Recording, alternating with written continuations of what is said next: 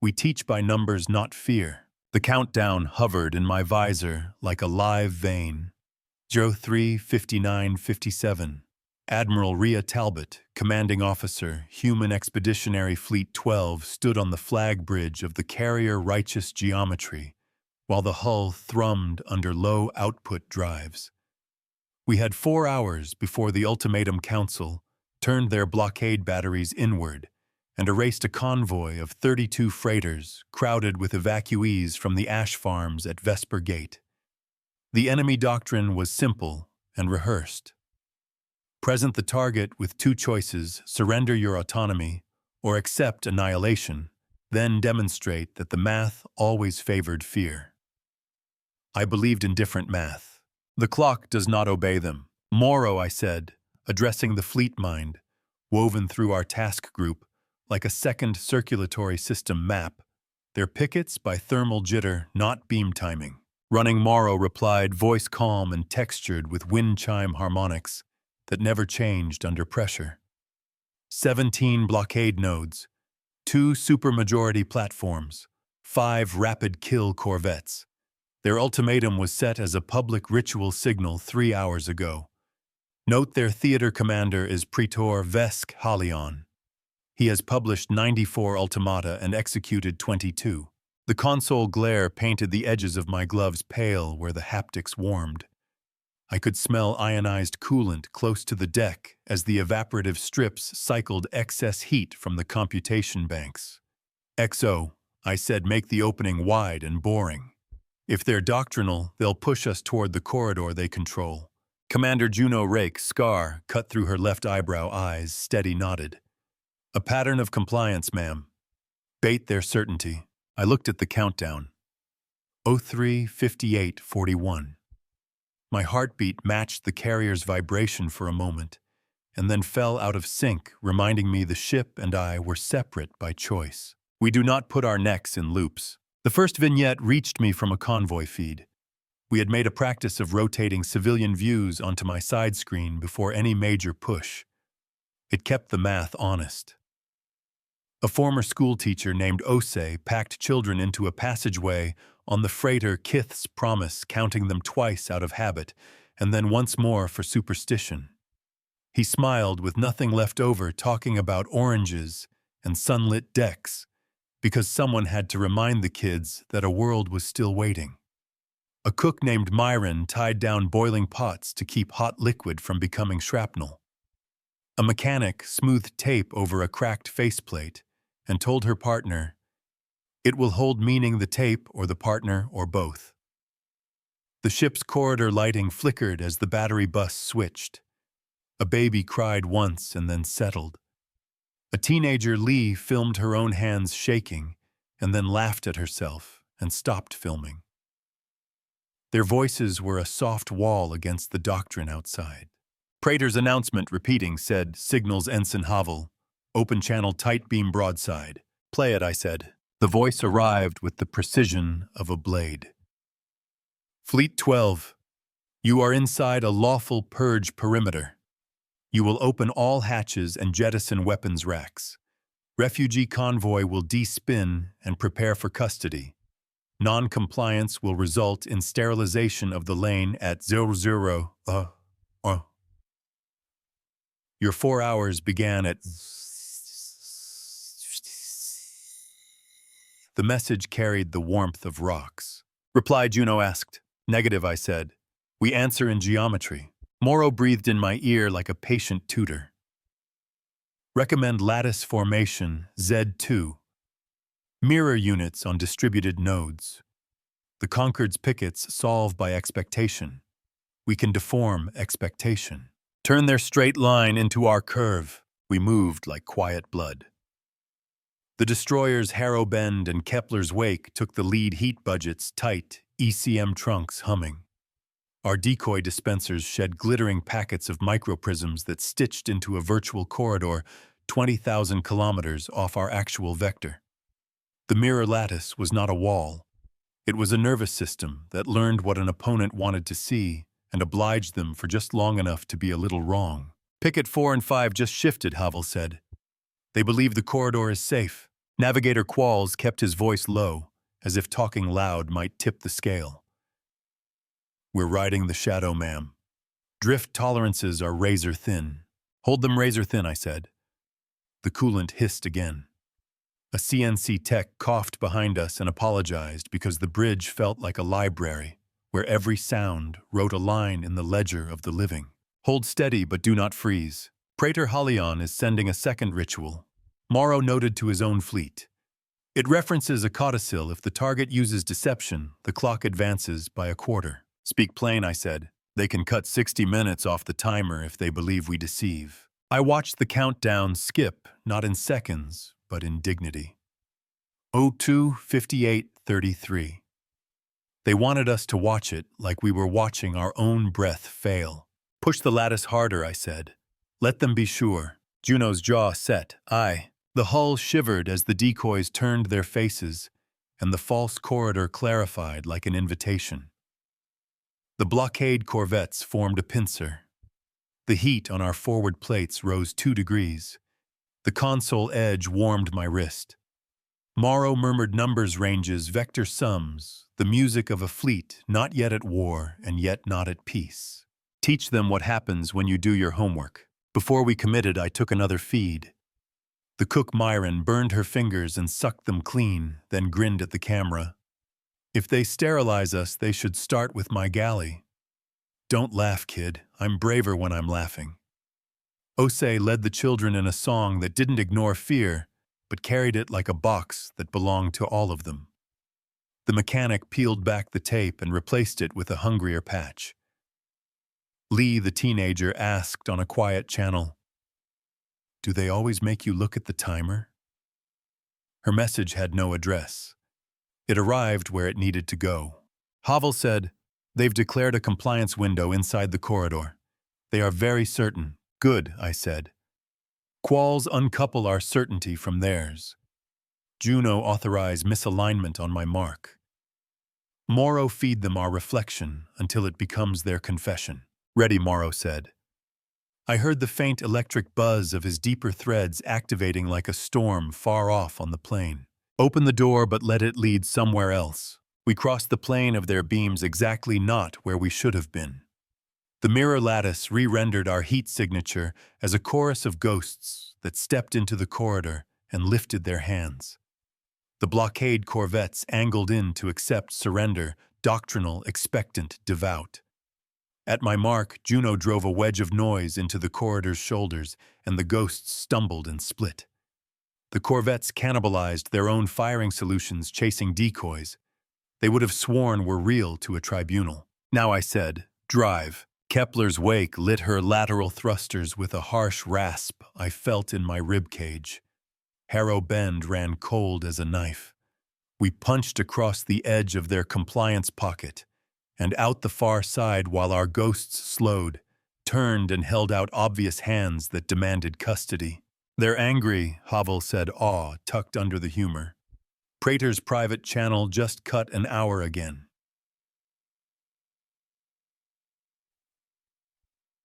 "We didn't lie," Juno said. "We just told a different version of their truth," Cost Morrow said. "Harrow Bend's port radiators are past safe flow. They'll have to dump or risk a fire in the fins." "Dump it," I said. "Better a scar than a funeral." The venting burned white against black. Somewhere on Harrow Bend, a watchstander swore and then swore again because discipline doesn't erase feeling. The smell of hot metal reached us seconds later through the shared environmental telemetry phantom, but vivid. It tasted like a penny on the tongue. Counting cost does not mean we stop. The Praetor's image finally appeared on a public band, shaved head, lean cheeks, a face built to deliver mathematics that hurt. "Your deceptions will not spare them," he said. "You have 98 minutes. Every minute will be advertised." "We expected advertisement," I said to my own people. "Prepare ours." Morrow unfolded a set of feeds like a second pair of hands opening a map. I can offer them a public ledger of their own promises. If we can make them tally in real time, they will fight their doctrine to preserve its performance. "Give me the edges," I said. Praetor Halion built his career on published compliance rates, Morrow said. He has never failed to enact an ultimatum when the timer hits 0. He believes that is mercy because certainty is kinder than negotiation under fire. His calculus excludes the convoy's voices. He replaces them with integers. Then we change the integers, Juno said. Anchor the math in lives, not symbols. We slid the convoy behind a fold of reflected space where their beams would see only the shape of acceptance. It wasn't invisibility. It was a polite misdirection. Qualls adjusted our drift so precisely that I felt the deck plates shift under my boots. The bridge smelled faintly of ozone. The status lighting warmed from white to gold, then back like a heartbeat the ship let us share. Praetor is issuing a proximity ban, Havel said. If any human hull enters 500 kilometers of his platforms, he'll trigger early. He wants us far enough away to be purely academic, Juno said. I don't do academic in the presence of babies, I said. Morrow talked to me about the Council's internal sensors. They calibrate by public proof, Morrow said. They use a network of verifiers to demonstrate that the target had a choice. If a verifier goes dark, they assume sabotage and accelerate. Fine, I said. Let's not darken them.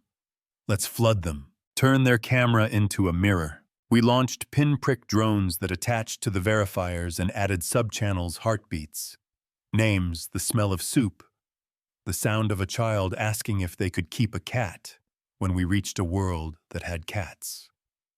The Praetor's live feed inflated with unwanted humanity. Every math line was now annotated by a life. He tried to cut the channel. He failed. Morrow's voice warmed 1 degree. Public ritual cannot be edited once declared. His own rule set binds him. He must show the choice. Praetor Halion's mouth tightened. The timer glowed over his shoulder. 29:22. We've bought the convoy an hour, Juno said. We've bought them a chance, I corrected. Don't spend it in one place. Teach by making them say it out loud. A mystery arrived quiet as dust. Morrow said, the Corvette captain on Node 7 anticipates our decoy angles within 2 standard deviations. Either we are predictable, or someone taught them our pattern. I felt the deck subtly bow as the carrier adjusted mass flow. A slight heat shimmer rose from the seam by my boot. We don't leak, I said. So what are they reading? Not us, Juno said. They're reading themselves. The lattice is reflecting their own expectations back with a slight bias. If they adjusted for the bias, they'd find the truth, I finished. We need a different bias, Morrow said. One that drives them where their doctrine hurts them. Where is that, Havel asked, unable to help himself. Publicly, Morrow said. Their doctrine hurts when seen. Open their book and let them read. We pivoted. The mirror lattice developed a courteous flaw that invited the corvettes to pursue a righteous intercept along a path lined by their own verifiers. Every meter they traveled wrote a line, we chose, this we chose, this we chose, this. Praetor Halion saw it and understood the trap, but his rule set required him to continue the demonstration. Heat load rising, Qualls said. Radiators on Kepler's wake are at 85%. The coolant hiss you're hearing is not cosmetic. Kepler, you're authorized to stagger your signature, I said. Take the burn. Kepler copies. Captain Arlen's voice came back too steady to be entirely natural. We'll shed pretty. They dumped heat in a ribbon that made their silhouette dance. It looked like a pennant torn by wind. It also made them a target. A spear of coherent light lanced out from Platform 2 and scraped along Kepler's aft fins, peeling composite like a fingernail catching on a sticker. The ship rang. We felt it through shared structure sensors, a vibration low enough to sit in bone. Damage control, I asked. Superficial, Arlen said. 1 burn. 2 crew with blisters. They're laughing at each other already, ma'am. Log it, I said. Pay for what we keep. The bill comes whether we like it or not. The timer ticked under 90 minutes. Praetor Halion approached his comfort zone ritual certainty. Fleet 12, he said, lifting his chin slightly to the camera. There is no cleverness you can perform that will stop the clock. There is only acceptance. Give me a line of ships, and I will give you mercy. His mercy is a narrowed future, Juno said. He thinks narrowed is kinder, I said. Let's widen it. Morrow offered a path, not a plan. We can invert their corridor. If we can persuade their platforms to deploy the sterilization pattern into a volume where nothing lives, we will create a precedent, an ultimatum fulfilled with zero casualties. Persuade how Havel asked. By making their public see the cost line in their own units, Morrow said. And by turning his open corridor into a place that punishes aggression without killing the aggressive. Brace the door and change the room. We seeded the kill box. Micro-tethers spooled out thin as breath from our stealth boats, anchoring to points of nothing, our maps named Vesper Gates, rejected nodes. They were not mines. They were truths waiting for pressure. When a verifier's beam hit them, they whispered back a slightly incorrect time of flight. Not enough to trigger suspicion, just enough to bend a sterilization pattern into a harmless curl. It was the geometry of restraint. I authorized the convoy to broadcast stories at high gain. The mechanic spoke into the lens with grease-streaked cheeks. Miran held up a burned finger and waggled it. Osei counted children one more time, and then told a boy named Jamir that the first thing they'd do planetside was taste the bread. Lee filmed the timer and said softly, "I'm learning to breathe around numbers." The Praetor's jaw flexed. The ritual verifiers, now metabolizing more humanity than they'd been designed to carry, began to lag. His own platform algorithms flagged the discrepancy, reported it publicly, and then adjusted. The audience, their nation watching from brightly lit rooms, saw the adjustment. Havel grinned like someone stealing a wallet back from a thief. He can't hide the handle anymore. Take hold of it, I said. Hold, but do not clench. Praetor Halion cut in. You are making a theater of this Admiral Talbot. Only because you built a stage, I said, not on open band, but my crew heard and the humor steadied hands. Escalation, Morrow said. He's requested permission from the Council to accelerate to 60 minutes based on perceived tampering. He must prove intent, and he cannot. And if he does anyway, Juno asked. Then his ritual breaks, Morrow said. He will be a man breaking his own altar. I watched the heat shimmer above my boot seam again. The deck smelled like warmed plastic and human resolve. Good. Make sure everyone watches, including him. Mirrors do not create. They reveal. We arranged the fleet so that any sterilization pattern would weave itself into our empty corridor, while the convoy watched their own breath fog inside their helmets and didn't die. It wasn't enough to survive.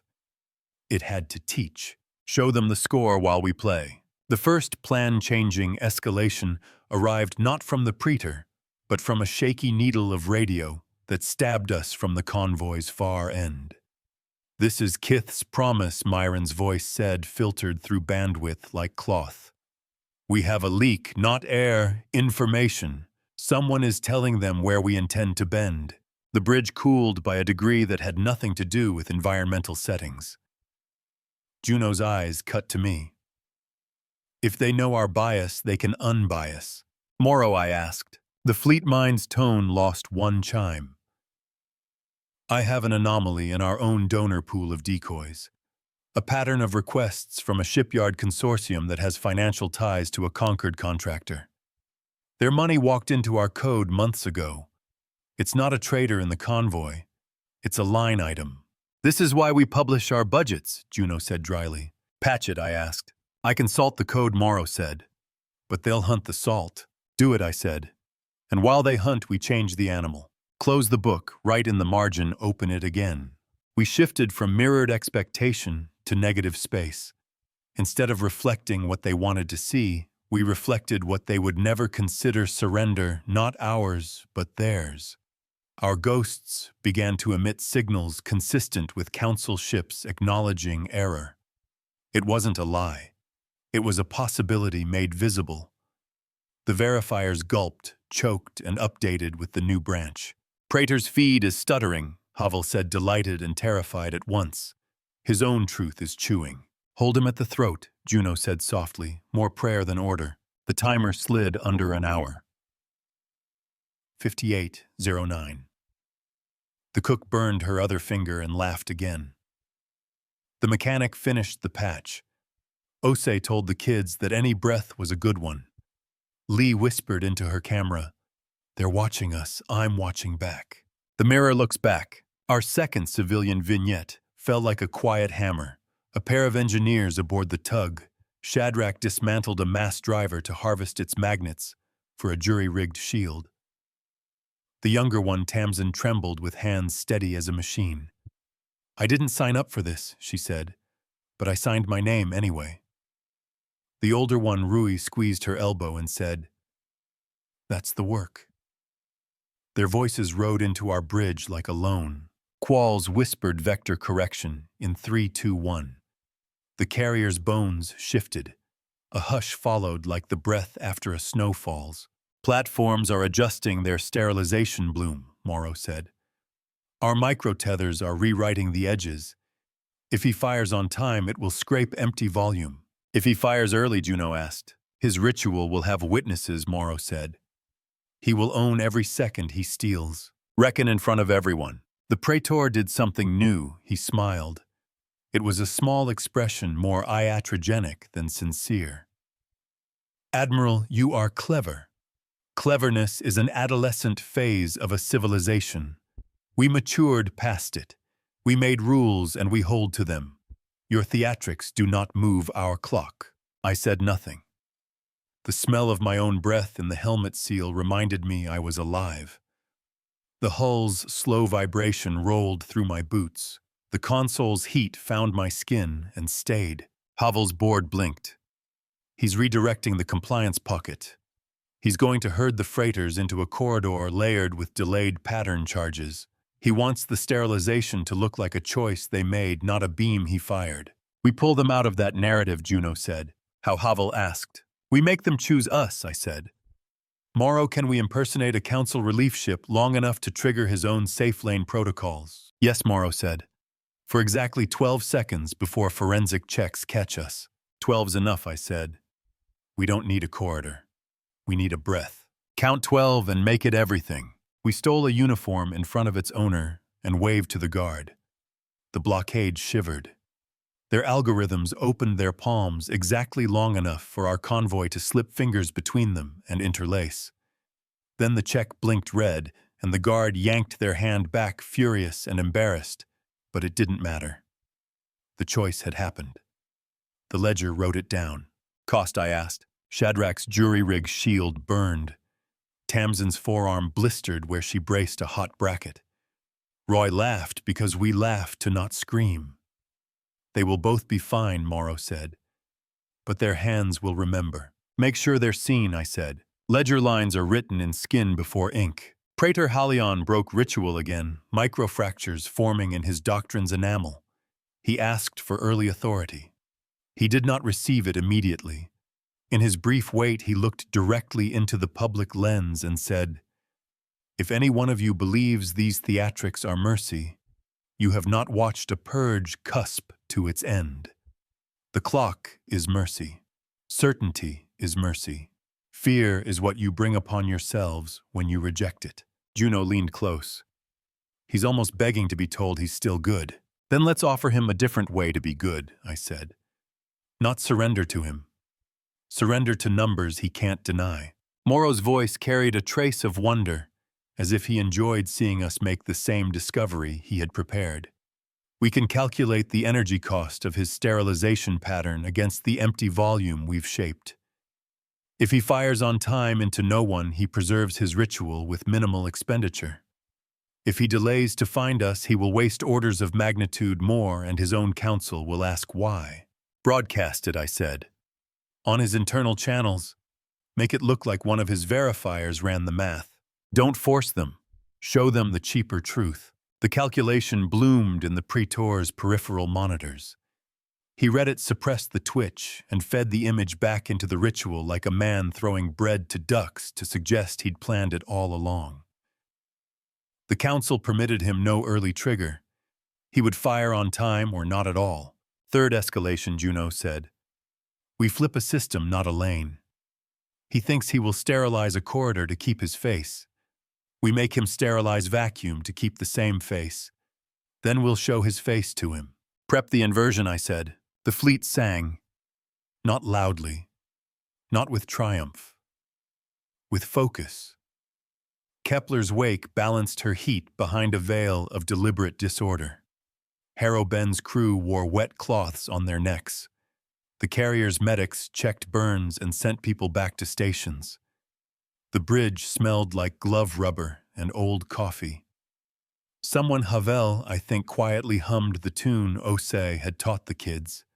The countdown margin wide on our visor felt softer in that moment, not because it was kind, but because there were hands holding the space around it. Hold the breath, do not let it burst. Morrow spoke an in-universe note into our shared log, a line the fleet had adopted generations ago and never learned to hate. We teach by numbers and remember by ledgers, never by collars. The log stamped it in the margin of the day. The Praetor's platforms aligned their sterilization emitters into the prepared bloom. Our micro-tethers bent the mouth of the dragon so it would spit into its own bowl. Havel whispered, 30 seconds. Juno's hand hovered over a control not because she needed to press it, but because her body required a language for readiness. Qualls reported vectors in a tone that made the numbers feel like roads were being laid just ahead of our wheels. Admiral Morrow said there will be a verification echo. If he fires into vacuum, he may claim we were there and he saved us by erasing us. To prevent that narrative, we must be seen elsewhere at the exact moment. Can we? I asked. Yes, Morrow said. If we trust one another to the half-second. Then trust, I said. On my mark. Open and close at the same time. We split our fleet mind's attention across occupants like a teacher, covering a class of restless students. A corvette under my command. Lumen line would break cover at precisely the wrong time, in precisely the wrong place, a place that was also right edge of their verifier cluster, far from the bloom so the public would see that we were not in the bowl. The risk tasted like heat. Lumen line, I said on a tight beam. Do you trust me? Captain Vec answered, always. I was a kid in the evac line at Kyber when you pulled us under a ship's belly and made them miss. I trust you with the idea of sleep. Go make me brave then, I said. We anchor each other. Lumen line flared out bright and noisy, a laughing shout in a quiet hallway. The Praetor's verifiers saw her and thus saw us all not as abstractions, but as position and velocity. The sterilization bloom stuttered for a fractional breath as the algorithm debated whether to chase the visible or honor the ritual. Ritual won.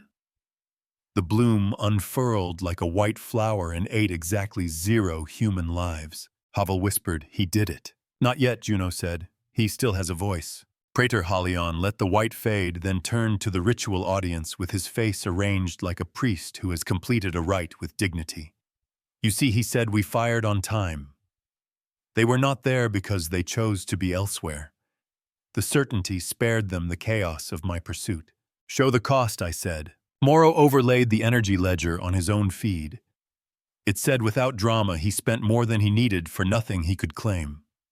Then the ledger appended a line we had prepared. If he had delayed to hunt, he would have spent 3 times more and still achieved nothing.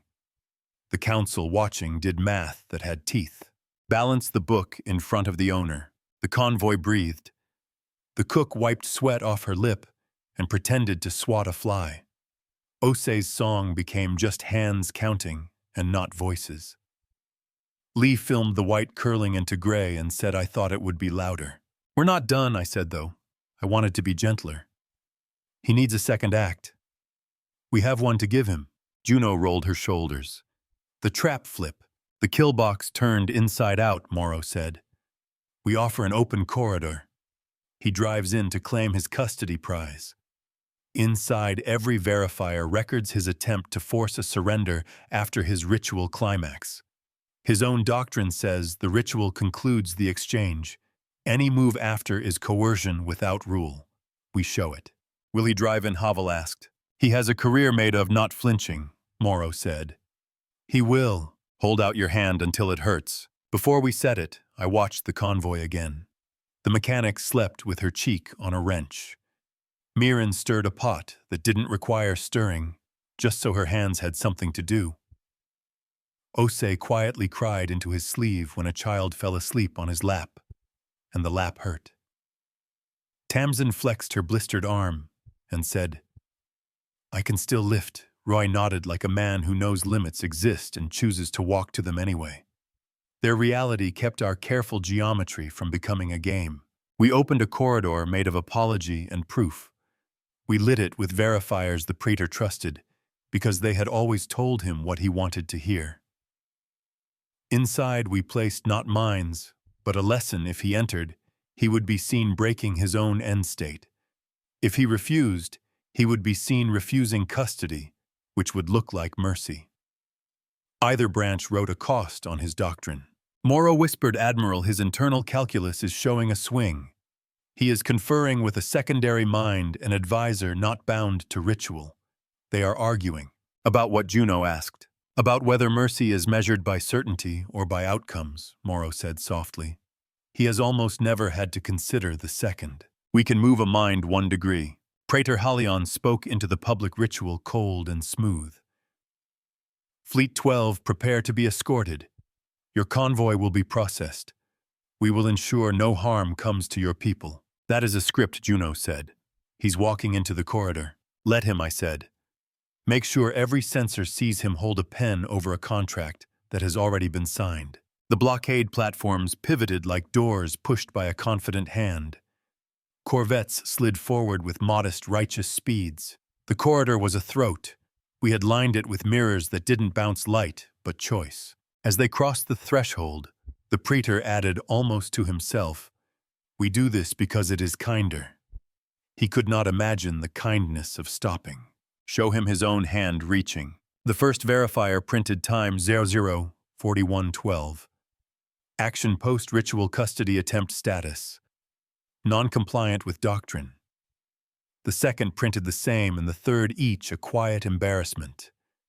A junior officer on the praetor's platform saw the feeds and stammered, "Sir, your ledger." He didn't look at her.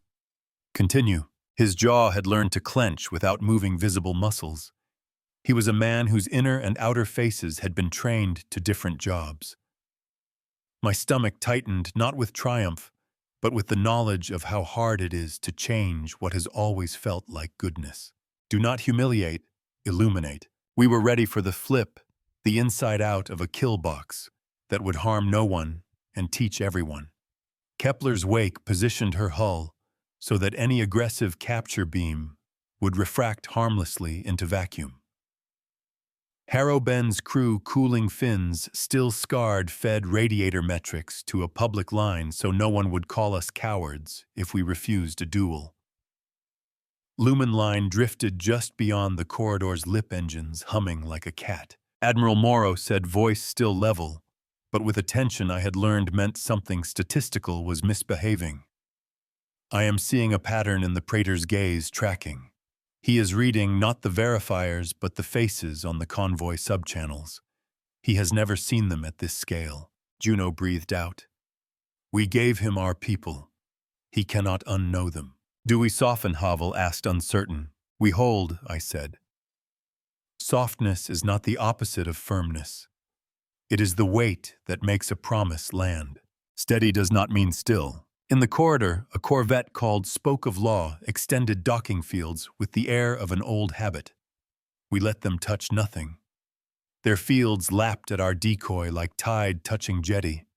They found no purchase and convinced themselves we were slippery, not absent. Praetor Halion watched the convoy's feeds and for the first time spoke not to us but to his own image. They will call me cruel if I stop now. They will call you cruel if you do not, Juno murmured. We felt the temperature rise 3 degrees across the bridge as the carrier's inner decks rejected heat from all the thinking we were doing. Ozone sharpened. The coolant hiss sounded like a sigh that never finished. Morrow said, Admiral, one more factor. The Council's audience metrics are spiking. If he breaks his doctrine publicly, he will be a story for a generation. He may choose to double down to avoid that. Or he may choose to become a different story, I said. Open the hand, do not crush. The flip would require precisely timed decoy bursts and a revelation. We prepared both. I asked for another civilian slice because I needed it like I needed oxygen. Osei slept sitting up. The cook burned a third finger and finally swore with real venom, and then kissed the pot anyway. The mechanic read a joke off a greasy scrap of paper to Rui, who laughed even though humor had fled, because laughter brings it back by pretending it's still here.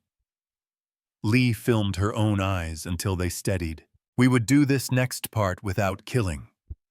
We would show the Praetor that his doctrine could only survive by not enacting itself, that the ledger he loved could be balanced with a new line. Ready, Juno said. Her hand hovered over nothing, still needing language. Ready, Qual said. The ship hummed a note lower. Ready, Morrow said. And Admiral, thank you for trusting math that is not sharp. We cut with light that heals. On my mark, I said. 3, 2, the bridge dimmed. Not a failure. A choice. The blackout protocol kissed our systems like an old friend, a secret we shared only when needed. In the corridor, the verifiers brightened, startled by the contrast. The Praetor leaned forward, as if something in him wanted to ask a question he had never asked. My next word would trigger the flip that made a corridor into a mirror that showed a man his own cost in the only units he respected. One, I said. And then the ship inhaled. The flag bridge came back in a hush of low amber and cool blue. The flip took like a seed taking rain. Our decoys ruptured into dozen-fold facets, and the mirror lattice folded its angles inward until the corridor's walls stopped describing us and began describing intent. Verifiers along the lane lit like candle wicks. Every meter the Praetor advanced now wrote him into a contract he had already declared fulfilled. The carrier's bones thrummed as if pleased to be so neatly used. I tasted iron in the recycled air and rode the taste down to calm. Turn the doorway into a question they must answer. Phase 1 complete, Morrow said. Their custody fields are registering as post-ritual activity. I am annotating each with his own doctrine tags. Make the tags large, Juno said. No one should squint to see the point. Havel kept time in a whisper that matched the ship's vibration. 35 seconds until their forensic checks catch our corridor's impossible honesty. 35 is a banquet, I said. Qualls ease us half a meter out of their predicted arc. If they try to turn the throat into a hand, I want their fingers to close on wind. Half-meter, Qualls said. His console glow made his knuckles look carved from wax.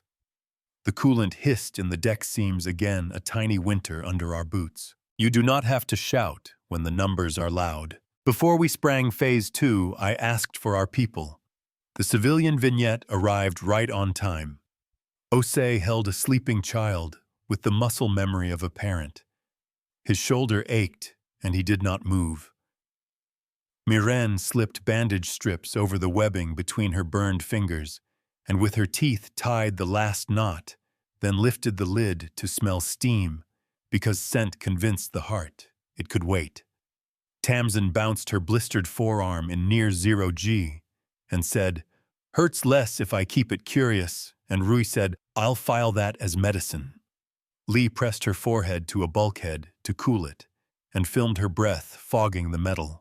Praetor Havel said softly as looking at Lee. "Good," I said, and meant it. Let them see the lives their equations omit. Praetor Halion advanced because he had never built a career on stopping.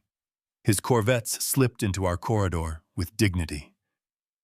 The first docking field extended. Our decoy accepted the field with a courtesy that offered no grip. The verifier wrote attempt recorded invalid by doctrine. The second field reached the second line printed. Morrow mirrored them across the council's internal thread, so the advisors who had made him were forced to read the consequence of their recipes. "He'll push through," Juno said. "He has to prove he's still the man he says he is. Then we prove he can be a different man," I said. "Balance pressure with the place to rest." The council blinked. Not with eyes, with budgets. A secondary mind on their side injected a term called mercy floor into their ritual notes. Morrow caught it, held it up to my ear like a seashell. He has a lawful off-ramp he has never used, Morrow said. If the opposing commander publishes a live ledger of costs and chooses a path that minimizes casualties, while preserving strategic aim, the issuer may satisfy the ultimatum by allowing safe conduct and subtracting energy expended from his reportable threshold. Why haven't we seen it? Juno asked. Because it makes the doctrine less theatrical, Morrow said. And because it was buried in appendices read by few and obeyed by fewer. Teach it, I said. Open the page. They hid behind the index. We threaded the mercy floor term into the praetor's peripheral feed, the way a colleague slides a forgotten regulation across a desk when no one else is listening. At the same breath, we set the flip's second jaw. Harrow Bend fired a line of harmless plasma at a precise angle that would shunt any coercive beam into empty space and paint that emptiness with the Council's own compliance color. Kepler's wake feathered her radiators so the heat slick would not betray a hull to a righteous mistake. The carrier's medical deck called in with a short report. 2 more blisters, 1 twisted wrist, a crewman's teeth chattering not from cold, but from the body deciding shaking was its new theology. I wrote the costs down where I keep them. Do not spend what you fail to count. Signal from Concord Platform 2, Havel said. A subordinate requesting authority to cut our lattice nodes with blind charges inside the corridor. They think they can argue those as debris clearing. Can they? Juno asked. If no one's watching, Havel said. We're watching, I said. And so is the world. Morrow's voice chimed an extra harmonic. Their secondary mind is challenging the subordinate. The mercy floor term is now in the open thread. Praetor Halion is reading it. The hull's low murmur became a long, pleasant growl as our drives skimmed their own safe limits. The console's warm edge pressed my wrist and kept me present. Qualls murmured numbers like prayers that had always helped him sleep. Hold the line without turning to stone. Praetor Halion looked into the lens, not like a man speaking to enemies, but like a man searching his own reflection for a younger self. Mercy provable by certainty or mercy provable by outcome, he said not on public band, but the microphone did not care about categories anymore. Fleet 12. You are forcing a choice. You wrote the choice, Juno said. I'm reading it, he answered, and surprised himself. See how quickly a mind can move if you give it floor. Phase 2 initiated in a whisper. Harrow Bend's harmless plasma curled in a bow. Kepler's wake's heat, slick, wavered like a flag in a wind that wasn't there. Lumen line counted to 4 like a child who has learned to make fear wait. Our microtethers flexed. The corridor's verifiers aligned into an amphitheater, and in that brief alignment, the ritual ceased to be a private office and became a city square. Admiral Morrow said one more unmodeled variable. A cargo pod in the convoy has a homemade coil gun wired by a stubborn uncle who thinks he has to help. He's about to fire at the nearest corvette to prove he lives. I closed my eyes for a heartbeat, because practice said to then open them to where we live. Name him. Anton Sayeg Morrow said. 63. He believes action is the rent we pay for survival. Talk him down, Juno said. Not a chance, I said. Talk him through. I opened a tight beam. Mr. Sayeg, this is Admiral Rhea Talbot. Your coil gun is brave and also unhelpful. I need your stubbornness for a different job. There is a coolant valve on your deck that sticks. Turn it until your wrists sing and hold it there until I tell you otherwise. That valve feeds a magnet we will use to keep a child breathing if the air hiccups. He laughed a sound that had scraped shovels in it. Copy, Admiral. Make me useful. Use the switch with the chipped paint, I said. It has never failed me. Turn a misfired bullet into a hand on a valve. The corridor held its breath. The praetor raised his hand by a centimeter, a motion so small only men who had spent years doing as little as possible with as much meaning as possible recognized it. The subordinate on platform 2 clenched his jaw until a muscle jumped and said nothing because the world was watching his silence. Now, I said, we cut the music of our decoys to a single note. The verifiers, briefly unstoned by simplicity, saw what was in front of them, a custody attempt after ritual, a convoy alive, a fleet positioned to intercept harm without inflicting it. The mercy floor illuminated. The ledger updated. Praetor Halion's doctrine offered him a way to claim victory without killing, and for the first time in a career built on straight lines, he stepped to the side. "Open the gate you were trained to guard. Safe conduct," he said, and the two words were the heaviest he had lifted in years. "By council codicil and under public witness, I grant safe conduct to convoy Vesper Gate, under escort to neutral volume. Our platforms will log the expenditure and reduction as per Clause 9. Juno blinked twice and then remembered to breathe. Havel whispered a number that was love. Qualls smiled 1/2 inch and called it a vector. Somewhere behind us, a CNC tech coughed again and didn't apologize because he didn't have to. "We are not done," Morrow said, as gently as an alarm can be. "A hard line aboard Platform 2 is attempting a sabotage of the Mercy Floor call. They will attempt to retroactively call your maneuver a deception." "Options," Juno said. "Expose the sabotage and let the doctrine punish it," I said.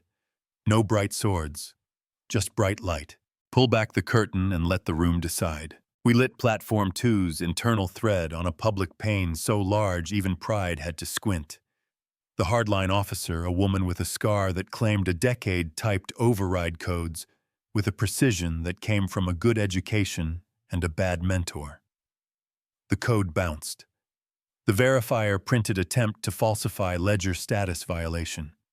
A junior on her deck flinched and then did the bravest thing I saw all day. He plugged his personal cam into the public ritual and turned it toward his own face. "Sir," he said to the world, "because everyone was a sir, when you were this scared, we're out of line. We will not proceed. Doctrine has no teeth when its children refuse to bite." Praetor Halion straightened by a micron. The corridor widened without moving.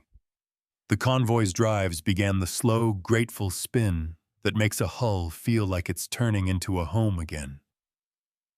Osei's shoulder finally settled. The child did not wake. Mirren cooled her fingers on a metal jug and winced a gorgeous little wince.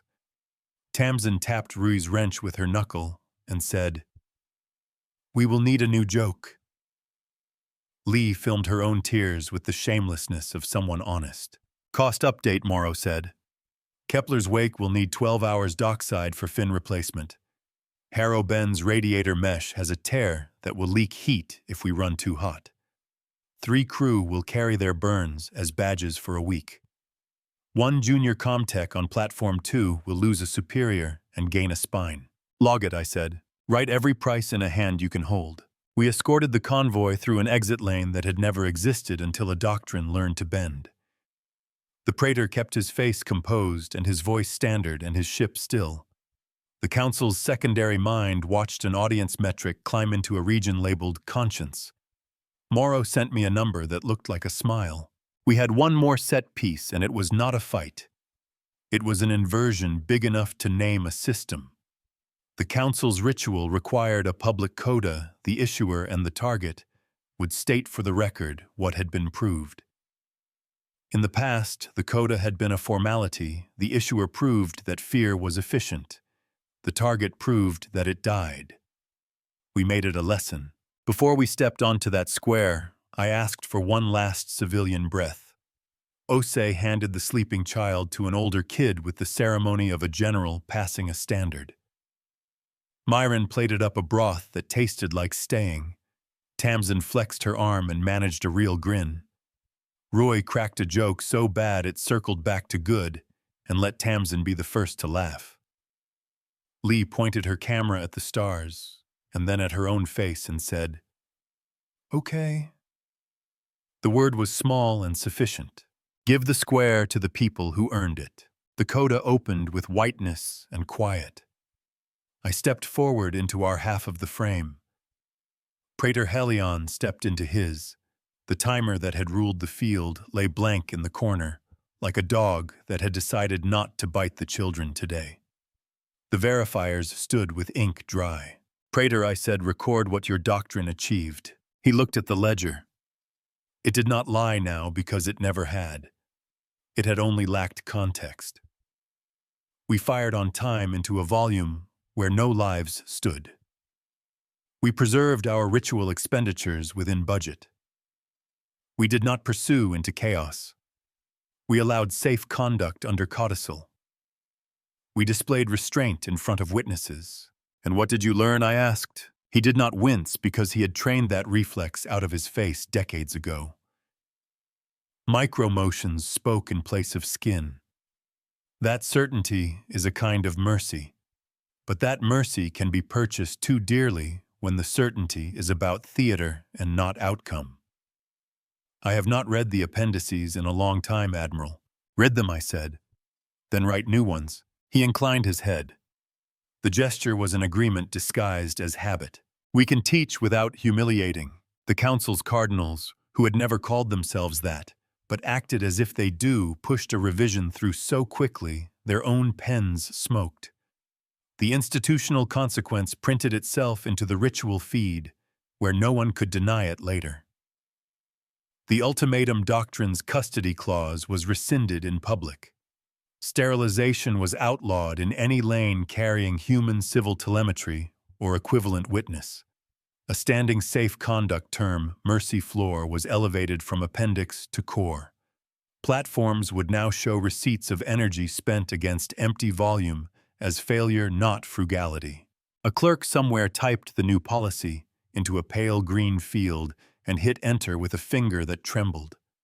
Havel saw it the way men in love see wedding rings. Morrow spoke into our log in his quiet, fond way. Precedent achieved. Tomorrow's students will hate memorizing it and love using it. Good, I said. I want them bored and alive. Anchor the law where hands can reach it. We did not uncork champagne on the bridge because that would have made victory too loud. We sipped water from sealable bulbs and tasted like people who still had work to do. Kepler's wake rolled into a station that welcomed wounds without judgment. Harrow Ben's crew checked the mesh tear and swore tenderly at the engineer who had told them a fix would be easy. On Lumen Line, Captain Vec wrote a letter to a captain she had once been ready to become and decided not to post it. Admiral Juno said after the convoy's wakes had stretched into a geometry of exits, and the space around us smelled less like hot metal and more like clean plastic and tired faith.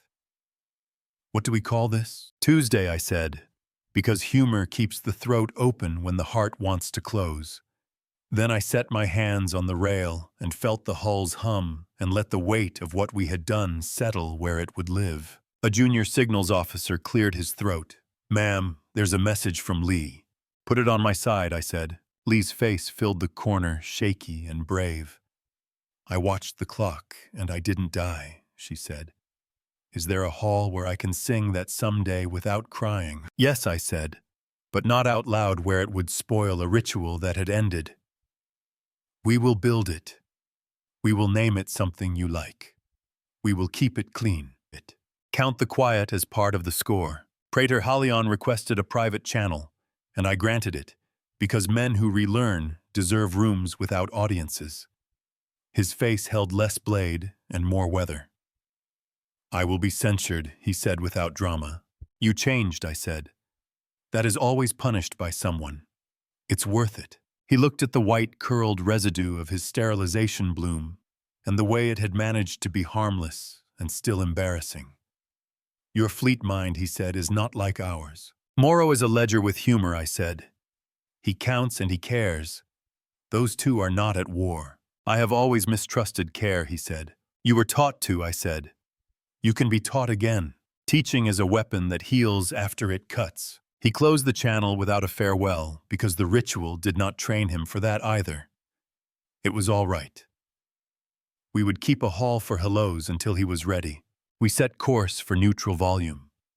The hull vibrated with the low contentment of engines doing what they were born to do.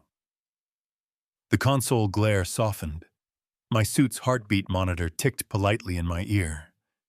A heat shimmer lifted from the deck seam and cooled.